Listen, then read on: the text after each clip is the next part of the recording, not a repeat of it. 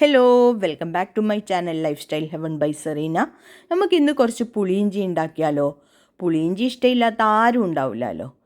Great ചെയ്ത ഇഞ്ചി, പച്ചമുളക്, കറിവേപ്പില മുറിച്ചത്, പിന്നെ ഉഴുന്നുപരിപ്പ്, ഉലുവ, കറിവേപ്പില, ചെറിയ ജീരകം, കായ്മുളക്. ഇതിൻ്റെ എല്ലാം മെഷർമെൻറ്റ് ഞാൻ നിങ്ങൾക്ക് എത്ര എടുക്കണം എന്നുള്ളത് കാണിക്കാം, ഡിസ്ക്രിപ്ഷനിൽ ഇടാം. പിന്നെ ഒരു പാൻ അടുപ്പത്ത് വെക്കുക.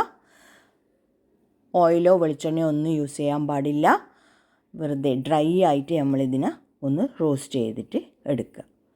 ലൈറ്റ് ബ്രൗൺ കളറാവുമ്പോൾ നമ്മൾ എന്ത് ചെയ്യണോ, ഒരു 1/2 ടീസ്പൂണ് കായപ്പൊടി.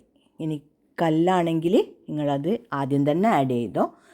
പിന്നെ നല്ലോണം റോസ്റ്റ് ചെയ്താൽ വേഗം അത് പൊടിഞ്ഞ് കിട്ടും. നല്ലോണം റോസ്റ്റ് ചെയ്തെടുക്കുക. ഒരു ചീനച്ചട്ടി അടുപ്പത്ത് വെക്കുക. 2 ടീസ്പൂണ് വെളിച്ചെണ്ണ ഒഴിക്കുക. അതിൽ 1/2 ടീസ്പൂണ് കടുക് ഇട്ട് പൊട്ടിയതിന് ശേഷം ഈ ഇഞ്ചിയും പച്ചമുളകും കറിവേപ്പിലയും നമ്മൾ ഇതിലിട്ടിട്ട് നല്ലോണം സോട്ട് ചെയ്തെടുക്കുക. ഈ ഇഞ്ചിൻ്റെ പച്ച മണം മാറുമ്പോൾ നമ്മൾ എന്ത് ചെയ്യണം, ഒരു 3-4 വെളുത്തുള്ളി ചെറുങ്ങനെ മുറിച്ചത് അതും കൂടി ഇതിൻ്റെ കൂടെ ആഡ് ചെയ്ത് കൊടുക്കുക. പിന്നെ ഒരു ചെറുനാരങ്ങ വലിപ്പത്തിൽ പുളി പുതിർത്തിയിട്ട് അതിൻ്റെ വെള്ളം ഒഴിച്ചു കൊടുക്കുക. പിന്നെ ഒരു ആണി വെല്ലം ഇട്ട് കൊടുക്കുക. അതിന് ഒരു ലിഡ് വെച്ചിട്ട് മൂടിക്കളയുക. പിന്നെ എന്ത് ചെയ്യുക, നമ്മൾ റോസ്റ്റ് ചെയ്ത് വെച്ച പരിപ്പല്ലേ, അതിനെ ഒരു മിക്സിയിലിട്ടിട്ട് ജാറിലിട്ടിട്ട് നമുക്ക് നല്ലോണം പൊടിച്ചെടുക്കാം. പൗഡർ പോലെ പൊടിയണേ, ശരിക്കും പൊടിയണം. പിന്നെ ഒരു 1/4 ടീസ്പൂണ് മഞ്ഞൾപ്പൊടി ഇട്ട് കൊടുക്കുക.